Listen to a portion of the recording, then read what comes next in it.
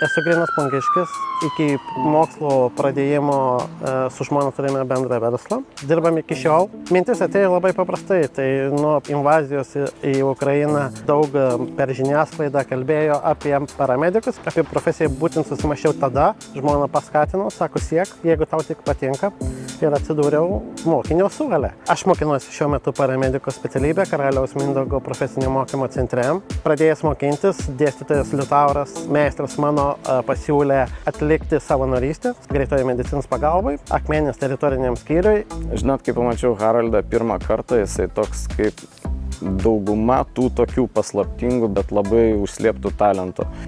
Sėdėjo kampe, klausėsi paskaitas, niekur rodos nedalyvavo, jis buvo ramus, bet 5. paskaitą pas manęs atėjo, jis prie manęs priėjo, sako, žinot, gal būtų galimybė kažką tai daugiau pasitobulinti, nes noriu save realizuoti ir daugiau kažką tai pasiekti negu eilinėse paskaitose.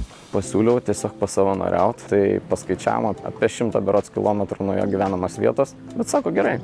Pabandom. O vasario 29 patapau pilnas brigados narys. Viskas prasideda mokymai nuo paprasčiausios vaistinėlės, nuo paprasčiausios anatomijos. Vis sunkėja, mokomės ligas, mokomės traumas.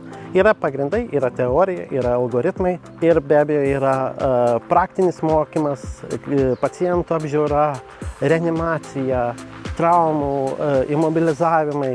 Ta pameistrystė, kai turiu galimybę dirbti kartu su dėstytoju, visos žinios, visi geriausi mokymai, ne kažkur mokyklos suole ar dar kažkur, o realiai kvietime. Tai paskaitos ten turim porą, 3 valandų, kartais 5, o čia su dėstytoju praleidi visą parą. O čia, žinokit, išvažiuojam ir nežinom, kur išvažiuojam, kaip baigsis, kur atsidursim. Man kaip meistrui matosi iš karto, kad žmogui tai skirta. Atsiskleidžia pirmą dieną. Matosi, kaip bendrauja su pacientas, kaip rūpestingai atlieka paskirtus jam darbus. Iš profesinės pusės, jeigu trumpai, galiu vienu žodžiu, talentingas.